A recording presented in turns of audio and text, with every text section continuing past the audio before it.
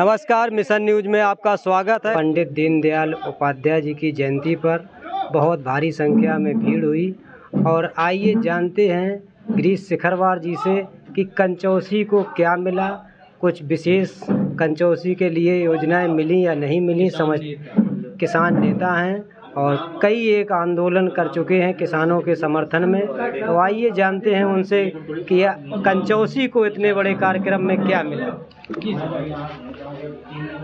आपके चैनल को धन्यवाद करते हुए, जिस प्रकार की आशा थी कंचौसी को, उस प्रकार का कुछ भी हमारे ख्याल से देखने को नहीं मिला, क्योंकि बहुत दिन से वो बनाया जा रहा था कि यहाँ फरक्का एक्सप्रेस उसके रुकने का भी आज ऐलान होगा। और ये जो नहर की पटरी से सैफई से लखनऊ जो सपा सरकार के दौरान रोड बनाई गई थी, तो इसको कई गडकरी जी हाईवे का दर्जा देंगे, ऐसी तमाम आशाएं लगा रखी थी कंचौसी वासियों ने। और बहुत दिन से यहाँ का जो पुल है ROB वो भी बहुत दिनों से रुका है। तो कंचौसी वाले ने आशा लगा रखी थी कि ये सब जो मांगे हैं वो पूरी होंगी। हालांकि उन्होंने दिव्यापुर तक जो रोड है पता नहीं वो अलग से करेंगे, क्योंकि उन्होंने जगह की बात की कि उत्तर प्रदेश सरकार जगह करे और NOC दे, उसमें और जगह की व्यवस्था करे अधिग्रहण करके, तो उसको हम कई हाईवे बनवा देंगे। तो मुझे नहीं लगता कि इतने आसानी से ये काम होने वाला है, क्योंकि नहर विभाग की ज़मीन है। पर्यावरण की दृष्टि से भी ये तमाम पेड़ों को हटाना पड़ेगा, जो शायद ठीक नहीं रहेगा। नर्सरी हैं, और जैसे कि गडकरी जी आए, वो भी खुद पर्यावरण की बहुत संरक्षण दाता हैं। अभी उन्होंने अपने संबोधन में डीजल पेट्रोल से जो गाड़ियां चलती हैं इसको छोड़ने के लिए उन्होंने आम जनता से अपील की, और ये भी कहा कि किसान मतलब अब गैस दाता बने, वो गोबर से गैस बनाए और तमाम जो वेस्ट होते हैं मक्का के, उससे तमाम फूड प्रोसेसिंग के ज़रिए जो वेस्ट होता है उससे कई गैस बनेगी और उससे गाड़ियाँ चलेंगी। तो हमारे ख्याल से ये कंचौसी की दृष्टि से तो रैली ठीक नहीं रही, क्योंकि इसमें जो आशाएं लगाई थीं वो शायद पूरी होने वाली नहीं। कंचौसी ऐसी क्या आस लगाए बैठी थी जो गडकरी जी के आने से पूरा हो सकता है? नहीं भाई, पहले ही जो जगह जगह बैठकें की थी माननीय सांसद जी ने, तो उनके लोगों ने जो लोग थे तो उन्होंने लगातार ये प्रचार किया कि एक तो फरक्का एक्सप्रेस रुकेगी, तो गडकरी जी की उस दिन घोषणा करेंगे यहाँ पे केंद्रीय मंत्री के नाते, और दूसरा ये जो सपा कार्यकाल में सैफई से लेकर लखनऊ तक का ये नहर होते हुए जो मार्ग है, तो इसको कई अब वो हाईवे बनाया जाएगा। तो ऐसा तो हमारे ख्याल नहीं हुआ। जैसा कि कंचौसी में कई वर्षों से जाम की स्थिति रहती है रेलवे क्रॉसिंग पर, उसके बारे में कुछ कहा या नहीं कहा? नहीं, जाम का तो जहाँ तक जाम का सवाल है, यहाँ बहुत दिन से इसी जो पुल पे जहाँ जाम लगता है यहीं पर रेलवे ने बोरिंग किया था, और इसमें लाखों रुपए खर्च हुए थे उसमें भूमि अधिग्रहण को वो देखने के लिए कि सॉइल कैसा है, कैसा वो है। इसके बाद ये जगह पास की गई कि अब पुल यहीं बनेगा, लेकिन इसके बाद ये 2-3 बार इसकी जगह बदली गई और अभी भी उसके खंभे अधूरे पड़े हैं। तो अगर यह पुल बन गया होता तो हमारे ख्याल जाम की समस्या हल हो जाती। जैसा कि देखा जा रहा है, छोटे छोटे जो रेलवे क्रॉसिंग है वहाँ पर अंडरपास या फ्लाईओवर तैयार कर दिए गए। कंचौसी 2 ज़िले में आता है और उत्तर प्रदेश का मध्य भाग भी है। तो ऐसा क्या कंचौसी में कि कंचौसी में 2 जगह पुल प्रस्तावित हुए और उसके बावजूद नहीं बन पा रहे, आखिर क्या कारण हो सकता है? यही किसका कारण राजनीतिक व्यक्तिगत फ़ायदा लेने की बात है, नहीं तो यहाँ पर तो कोई अधिग्रहण का सवाल भी नहीं था। सरकारी जगह थी, सड़क से सड़क आपको जोड़ना था, हमारे ख्याल से बहुत कम लागत में हो जाता। नई जगह आपने भूमि भी अधिग्रहण आपको किसानों से करनी पड़ी, किसान माने भी नहीं, कई बार अभी भी विवाद चल रहा है उसको मुआवजा राशि को लेकर। तो हमारे ख्याल से ये पुल बन गया होता, लेकिन व्यक्तिगत महत्वाकांक्षाओं ने भाई पुल को आगे बढ़ा दिया और वो अभी तक पूरा नहीं हुआ। तो क्या कंचौसी की जनता उम्मीद करे आगे भविष्य में ये ब्रिज बन सकता है? वैसे तो लागत तो बहुत लग गई है, अब अच्छा तो यही रहे कि जो आम जनता का पैसा लगा है, सरकार ज़रूर लगाती है, लेकिन जो भी परियोजना में पैसा है आखिरकार जनता का ही होता है। तो हम तो चाहेंगे कि भले ही पुल आगे गया या पीछे गया है, लेकिन अगर वो जल्दी पूरा हो जाए तो बहुत अच्छा रहेगा। चलिए, बहुत बहुत धन्यवाद आप मिशन न्यूज़ से आपको बात करने के लिए।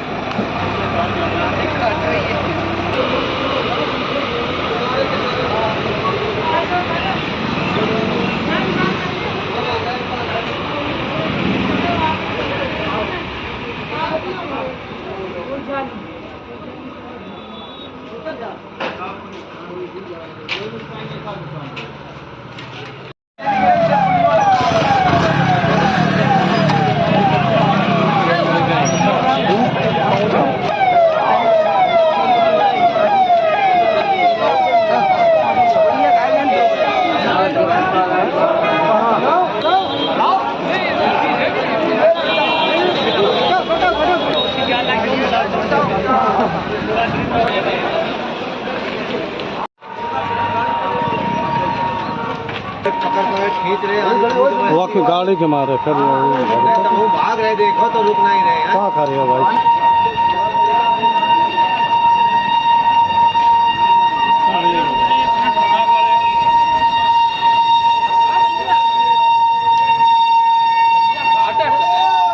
तो इसी बीच में हमारे साथ हैं राम रतन इंटर कॉलेज के प्रबंधक और बहुत बड़े समाज सेवी जो कंचौसी के आसपास जाने जाते हैं, बबलू भैया, और इनका जो नाम है वो अभय गुप्ता जी हैं। तो उनसे भी बात करने का प्रयास करते हैं कि कंचौसी की जनता आखिर क्या सोच रही थी मंत्री जी के आने पर, और वो जो उम्मीदें लगा रखी थी कंचौसी की जनता, क्या उन उम्मीदों पर मंत्री जी के जो घोषणा पत्र हैं, जो विचार हैं, वो खरे उतरे या नहीं उतरे। तो आइए गुप्ता जी से जानने का प्रयास करते हैं। नमस्कार सर। नमस्कार नमस्कार।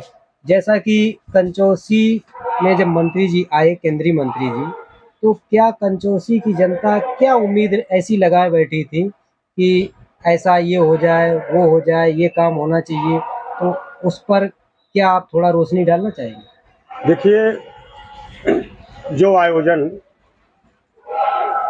भोले सिंह जी जो हमारे स्थानीय नेता हैं, वो भले ही सांसद हो लेकिन कंचौसी के हैं, हाँ तो वो स्थानीय हैं हम लोगों के लिए। हम अपने सांसद को भूल के कोई भी अगर पीड़ा होती है तो उनसे ही व्यक्त करते हैं। उनके प्रयास से आदरणीय नितिन गडकरी जी जो केंद्रीय मंत्री हैं परिवहन एवं राजमार्ग, वो आए और नितिन गडकरी जी की छवि एक ईमानदार और स्पष्ट वक्ता की है जनमानस में। तो उन्होंने कई घोषणाएं की, बहुत कुछ किया, लेकिन कंचौसी के लिए जो आशा थी जनमानस में, कंचौसी की जो नहर रोड है, ये वीआईपी रोड है। ये जब स्टार्ट हुई थी, प्रारंभ हुई थी, तो इसका नाम सैफई लखनऊ मार्ग था। लेकिन सपा सरकार के जाने के बाद वो कार्य नहीं हो पाया और वो आज भी उसी तरीके से पेंडिंग पड़ी। हालांकि माननीय मंत्री जी ने आश्वासन दिया और स्पष्ट कहा कि मैं इसको बनवाऊंगा, लेकिन दिक्कत ये है कि जब उसके लिए, चूंकि रामगंगा नहर के बाईं ओर जो जमीन पड़ती है, हाँ, वो फॉरेस्ट डिपार्टमेंट की है। अब अगर वो जमीन देते हैं, एनओसी देते हैं, तब तो वो हो पाएगा। और जो दूसरी बड़ी समस्या यहाँ पर थी फ्लाईओवर की, जो कि फुट ओवर उसके ऊपर बनना चाहिए, रेलवे क्रॉसिंग के ऊपर, उसके लिए आज तक किसी भी तरीके का कोई प्रयास नहीं हुआ। कई मीटिंग्स भी हुई, उसमें सांसद जी भी उपस्थित रहे, मैं भी उसमें उपस्थित रहा, लेकिन कोई भी निष्कर्ष नहीं निकला। जबकि कंचौसी का फ्लाईओवर सबसे पहले डिसाइड हुआ था और सबसे पहले नापा गया था। उसका एक पिलर भी बनकर उसको भी चेक कर लिया गया था, वेट वगैरह रख के कि ये फिट है कि नहीं, यहाँ सही रहेगा कि नहीं रहेगा। लेकिन वो स्थानीय राजनीति और स्थानीय जनमानस के दबाव में आके आज वो भी पेंडिंग पड़ा है। तो नहर की रोड बनेगी, वो कब बनेगी, कब एनओसी मिलेगी, वो तो बात की बात है। लेकिन जो सबसे आवश्यक था, ये जो फ्लाईओवर भी बन रहा है, इसके लिए हम सोच रहे थे कि उनसे कुछ कहा जाएगा, कोई वार्ता होगी। हाँ, लेकिन इसके प्रति कोई भी ना वार्ता की गई, ना मंच से संबोधन किया गया। हाँ, तो हम लोगों के अंदर और इस जनमानस के अंदर यहाँ की वो पीड़ा भी है और वो छटपटाहट भी है, क्योंकि जब भी कोई मंत्री आता है, जैसे मुख्यमंत्री जी आए थे, तो उनके आने के बाद नगर पंचायत बन गया ये कंचौसी। लेकिन सबसे बड़ी जो बात रही नगर पंचायत बनने में भी, वो ये रही कि कंचौसी की स्थिति वही रही, दो भागों में बटी रही। दो भागों में बटी रही। जबकि जनमानस का यहाँ पर सबसे पहली जो मांग थी, मैंने खुद जब राजनाथ सिंह जी माननीय मुख्यमंत्री बनने के बाद यहाँ आए थे कंचौसी, तो पहला एक जिले का बैनर उठाने वाला मैं ही था। उसमें हमको, चूंकि उस समय कोई खास उम्र नहीं थी मेरी, हाँ, तो हमको डांट डपट के, चूंकि सभी बड़े थे हमसे, हाँ, बैठा दिया। आज तक एक जिले में न होने की पीड़ा हम लोगों को है। एक जिले में पहले हो जाता, नगर पंचायत बन जाती, कोई दिक्कत नहीं होती, और ना ये अवरोध उत्पन्न होता कि नहीं वो औरैया डिस्ट्रिक्ट वाले उसमें नहीं जाना चाहते या अन्य नहीं जाना चाहते। लेकिन एक जिला ना होने की वजह से ये स्थिति रही। जहाँ तक नितिन गडकरी जी की बात है, बहुत अच्छे वक्ता है, स्पष्ट वक्ता है और ईमानदार नेता की छवि है हम लोगों के मन में उनके प्रति। और हकीकत तो यह है कि भविष्य में ईश्वर न करे कि मोदी जी को कुछ हो, मोदी जी स्वस्थ रहें, दीर्घायु हो, लेकिन अगर कुछ ऐसा होता है और राजनीतिक उथल पुथल होती है या बदलाव होता है, तो मेरी पहली पसंद गडकरी जी, आदरणीय नितिन गडकरी जी।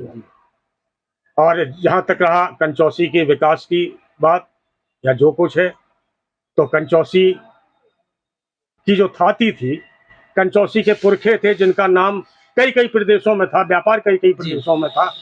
हम आगे जो उनकी पीढ़ियां थी, उस थाती को हाँ संभाल के नहीं रख पाए। इसका अफसोस आज भी हर उस परिवार को है, हाँ, जो इस कंचौसी में जिन्होंने सहयोग किया, कंचौसी का नाम रोशन किया। और मैं आशा करता हूँ कि आगे ऐसे आयोजन तो होते रहेंगे, लेकिन कंचौसी की दशा अगर नहीं संभलती है, हाँ, तो हम लोग एक तरीके से निराश ही।